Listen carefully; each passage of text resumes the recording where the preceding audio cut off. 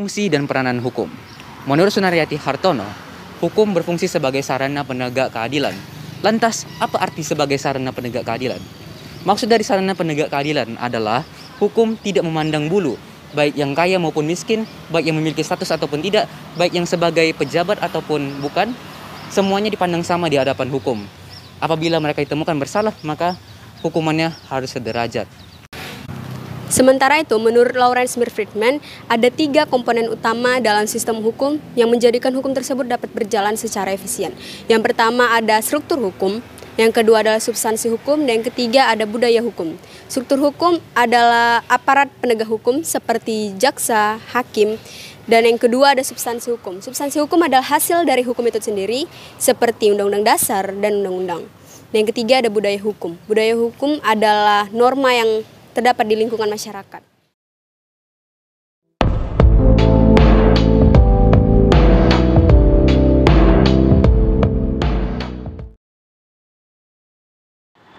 Oke, baik, kita di sini dengan abang kita sebagai kategori rakyat sipil. Sebelumnya perkenalkan diri, Bang. Ya, kenalkan ya, harus dikenalkan kali ini ya. Oke, perkenalkan, namaku Putra Pasaribu. Sehari-hari ya kita pegiat sosial lah. Kita melihat bagaimana situasi sosial, bagaimana situasi di kota kita, Pematang Siantar lah, kira-kira kayak gitulah. Nanti kalau aku bilang aku aktivis, kayaknya jago kali, rupanya enggak kan gitu. Oke, Bang, langsung ke pertanyaannya, Bang. Sebagai rakyat sipil, apakah menurut Abang di Indonesia terjadi yang namanya ketimpangan keadilan dalam penegakan hukum? Masa bukan menjadi rahasia lagi, sudah rahasia umum. Berbagai hal yang kita lihat adalah ketika terjadinya kasus-kasus. Contoh, ketika masyarakat biasa yang melakukan pelanggaran terhadap hukum sendiri, hukum itu, pasal yang diterapkan atau peraturan yang diterapkan itu sesuai dengan peraturan yang ada.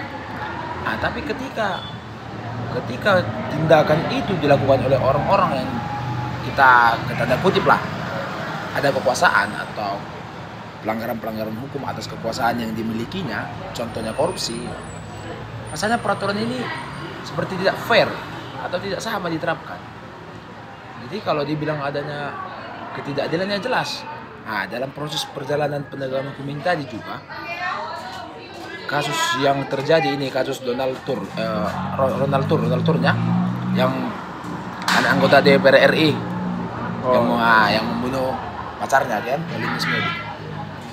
Kalau saja kasus itu terjadi pada rakyat kecil, ketika prosesnya ini, tersangka itu biasanya disiksa, interogasi, dimasukkan ke sel yang buruk, nah, ketika itu terjadi oleh orang-orang penguasa, kita lihat masih bisa diwawancarai, wajahnya masih segar, padahal sama-sama salah.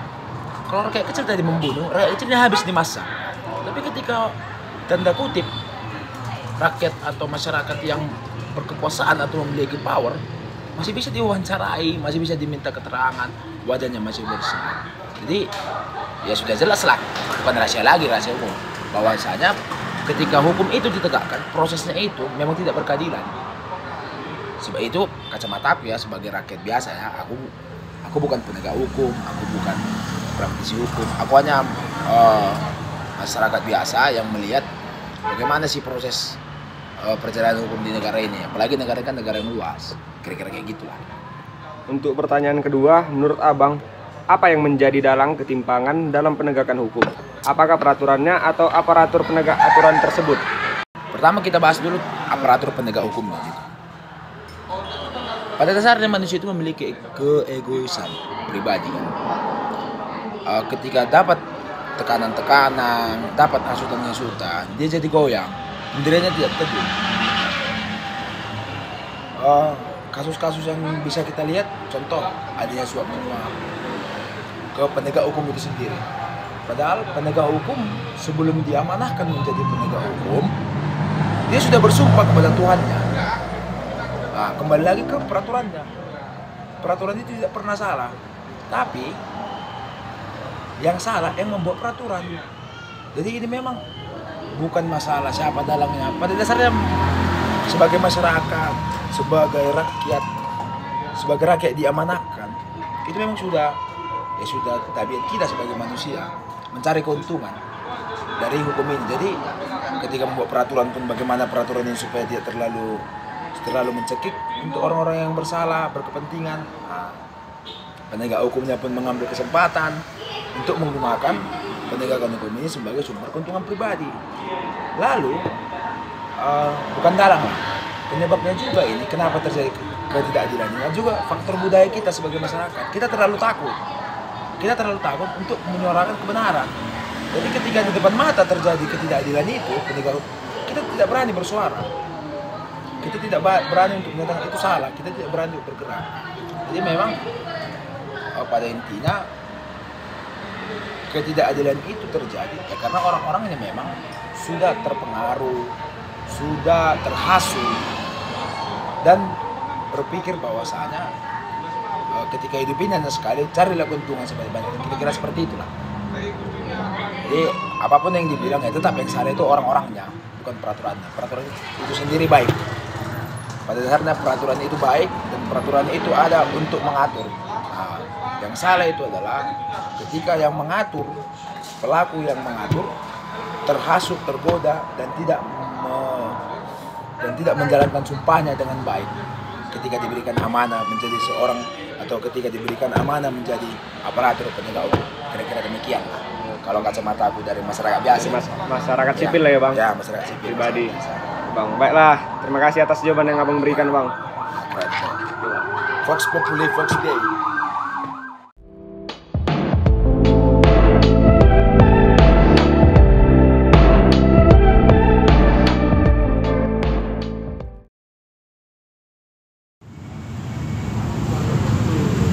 Baik, sekarang saya sedang bersama seseorang notaris. Sebelumnya saya mau nanya bang, nama abang siapa bang? Nama saya Jeriko Rahman Sihaan. Saya sekarang ini berprofesi sebagai notaris PPAT untuk daerah Kota Medan, Provinsi Sumatera Utara. Berikut kami akan menanyakan Bang Koko, bisa panggil Bang Koko kan bang? Beberapa pertanyaan. Yang pertama,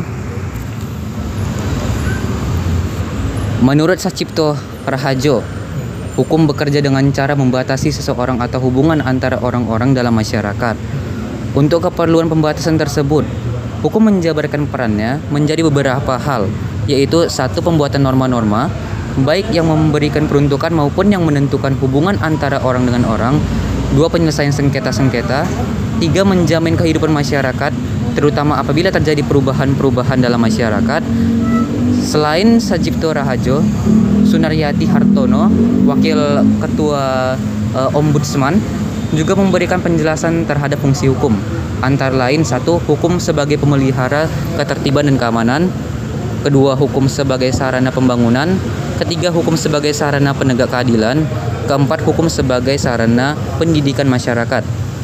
Pertanyaannya kepada abang, sebagai seorang praktisi hukum, apakah menurut abang hukum di Indonesia sudah memuaskan dalam pelaksanaannya dan sudah sesuai dengan fungsinya, terutama sebagai sarana penegak keadilan? Kalau menurut saya hasil dari beberapa pengalaman selama bekerja ya, bahwa banyak aturan-aturan hukum itu sebenarnya sudah cukup detail mengatur. Memang tidak semuanya. Jadi problemnya kalau kita bicara apakah hukum itu sudah artinya bisa diterapkan, ya bisa diterapkan dan sudah cukup mengatur. Tinggal lagi ada beberapa permasalahan-permasalahan. Yang pertama dari segi penerapan hukum itu sendiri oleh para praktisi hukum gitu. Seringkali banyak sekali menjadi bias dalam artian masih banyak celah-celah yang bisa dimanfaatkan gitu oleh para praktisi-praktisi hukum sehingga terkesan bahwa hukum itu jauh dari prinsip keadilan itu sendiri. Itu yang pertama. Yang kedua, hukum itu ada beberapa hukum yang masih belum mengatur secara detail gitu. Pelaksanaannya pada tingkatan yang di bawah. Jadi sehingga masih ada ruang abu-abu atau hal-hal yang masih belum diatur oleh hukum itu sendiri. Itu menurut saya. Jadi masih ada loophole ya bang? Masih ada loophole, masih ada. Masih banyak. Belum lagi permasalahan kita seringkali antara satu aturan dengan aturan yang lain itu saling bertabrakan, Ya. sehingga menimbulkan pada tataran pelaksanaan itu sering bertabrakan antara satu aturan dengan aturan yang lain. Baik, apakah menurut Bang Koko pelaksanaan hukum di Indonesia masih perlu perbaikan, dan apakah di suatu saat yang mendatang kepercayaan masyarakat Indonesia terhadap pelaksanaan hukum dapat dipulihkan? Kalau terkait perbaikan ya memang masih harus banyak yang diperbaiki gitu. Hukum kita masih jauh dari kesempurnaan, tapi yang terpenting kan bagaimana kita melaksanakan aturan hukum itu dengan cara yang baik, sebaik-baiknya, dan tidak ada diskriminasi, dan dalam tingkatan pelaksanaannya diberlakukan sama kepada seluruh masyarakat dari seluruh aspek lapisan yang ada, mau dia untuk golongan orang yang menengah ke atas, menengah ke bawah, mestinya treatmentnya sama. Nah, kalau itu dilakukan, mungkinan akan kembali meningkatkan kepercayaan masyarakat terhadap penerapan hukum di Indonesia, sehingga masyarakat itu kepercayaannya kembali pulih terhadap pelaksanaan hukum di Indonesia. Baik. Terima kasih banyak kepada Bang Koko. Mungkin sekian pertanyaan yang dapat kami sampaikan, Bang. Terima kasih sudah menyampaikan pendapat dari Abang.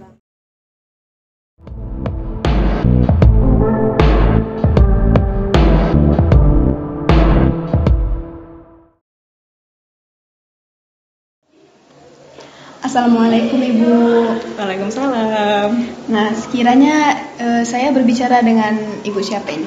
Iya, halo, selamat pagi, siang, sore, malam semuanya. Perkenalkan, saya Anissa Hafiza. Saya saat ini dosen di Fakultas Hukum Universitas Sumatera Utara, spesifik mengajarnya hukum pidana. Gitu. Bagaimana nih kabar Ibu Anissa pagi hari ini? Iya, alhamdulillah baik ya, sehat sesuatu gitu. Jadi gini Bu, kami mahasiswa dari ilmu politik ingin izin nih mewawancara Ibu mengenai fungsi dan peranan hukum di masyarakat. Ya. Di mana kami butuh sosok akademisi seperti Ibu untuk dapat membantu kami menjawab persoalan-persoalan tentang materi tersebut. Tuh, jadi ya langsung saja saya izin nih nanya ke Ibu tentang bagaimana sih Bu cara hukum melindungi masyarakat? Ya, jadi hukum itu kan secara sederhana adalah seperangkat peraturan. Nah, kan seperangkat peraturan ini dibuat kalau di Indonesia oleh manusia gitu kan. Kita percayakan pada legislatif, DPR dan juga presiden untuk membuat peraturan yang kita percayakan substansinya itu memang dibuat untuk melindungi kita. Gitu kan. Jadi kita berharap kalau hukum yang ada itu sesuai dengan tujuan hukum yang seharusnya, sebagaimana teorinya Gustav Redbrach gitu kan. Ada 3 tujuan hukum. Pertama keadilan, kedua kepastian hukum, ketiga kemanfaatan. Nah, jadi memang di antara ketiga ini, kalau kita lihat secara prioritas, harus keadilan dulu yang pertama. Gitu. Jadi memang sebisa mungkin hukum ada untuk melindungi masyarakat dengan mengutamakan keadilan-keadilan dalam penerapannya. Begitu. Terima kasih Bu. Pertanyaan selanjutnya, kita tahu kan Bu kalau hukum itu kedudukannya semua sama di mata masyarakat. Tetapi kenapa sih belakangan ini justru adanya munculnya stigma bahwa tumpul ke atas tajam ke bawah sebagai bentuk ketimpangan. Nah, menurut Ibu faktor apa saja sih yang menyebabkan ketimpangan tersebut? Ya, jadi memang kalau secara idealnya dalam hukum itu ada prinsip namanya equality before the law. Ya kan, artinya kurang lebih itu seluruh manusia itu, setiap individu itu sama kedudukannya, setara kedudukannya di hadapan hukum. Nggak peduli dia jabatannya apa, nggak peduli dia kekayaannya berapa, seharusnya ya hukum itu memperlakukan dia sama. Kalau bersalah dihukum, kalau dia terluka dilindungi. Gitulah yang seharusnya. Tapi kan memang banyaklah kita tahu berita-berita gitu kan, nggak mungkin kita tutup mata, memang ada ketimpangan gitu. Tajam ke bawah, tumpul ke atas.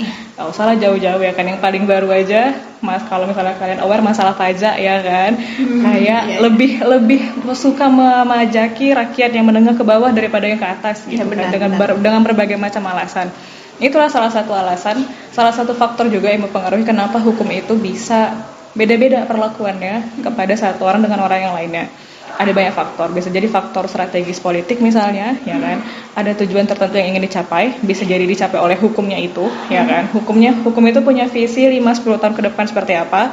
Kita masyarakat yang sekarang belum bisa paham sehingga kita merasa terdiskriminasi gitu kan. Tapi bisa juga ya mungkin oknumnya memang yang bermasalah gitu, si pembuat hukumnya atau si eksekutor hukumnya gitu, orang yang seharusnya menerapkan hukum. Dia yang bermain-main sehingga ditajamkan ya pisau hukum itu ke bawah, sementara kalau ke atas dia tutup mata, dia nggak peduli gitu ya. Banyaklah kita lihat orang mencuri untuk bertahan hidup di penjara, tapi orang korupsi kalau misalnya mengembalikan uangnya kemudian luruhlah faktor kerugian negara, maka juga akhirnya tidak diproses, kan ada hal-hal semacam itu. Gitu. Nah, kadang-kadang memang hukum itu punya logika berpikirnya sendiri, sehingga kita masyarakat awam kalau kita belum bisa paham, kita merasanya terzalimi gitu. Ya, di satu sisi memang mungkin terzalimi, tapi di sisi lain kitanya aja yang belum paham. Jadi selalu ada dua sisi dalam melihat suatu persoalan. Antara pengaturan dengan aparatur penegak hukum, menurut Ibu di antara kedua ini manakah yang dapat menjadi masalah dalam terjadinya ketimpangan di Indonesia? Iya, oke. Jadi memang kalau kita ambil dari perspektifnya Lawrence Friedman, dari teori hukumnya dia itu, jadi nama teorinya itu sistem hukum. Menurut dia sistem hukum itu terdiri dari 3 subkomponen, ya kan? Substansi hukumnya, struktur hukumnya atau aparaturnya, baru kemudian budaya hukum. Ya kan? Substansi hukum itu apa? Ya isi dari peraturannya tadi. Peraturan itu secara filosofis, sosiologis, dan yuridis isinya seperti apa substansinya. Itulah dia komponen yang pertama. Yang kedua adalah aparat penegak hukum atau tadi struktur ya kalau nggak salah. Ya udah, ini adalah orang-orang yang menerapkan hukum itu tadi. Kita masyarakat, atau mungkin juga lebih tepat sih biasanya ini polisi, hakim, jaksa, orang-orang yang memang menerapkan hukum dan menegakkan hukum lah kurang lebih. Nah, kemudian yang ketiga adalah budaya hukum. Budaya hukum ini adalah mengenai ketaatan kita terhadap hukum itu seperti apa, ya kan? Apakah kita mau menyimpangi hukum itu?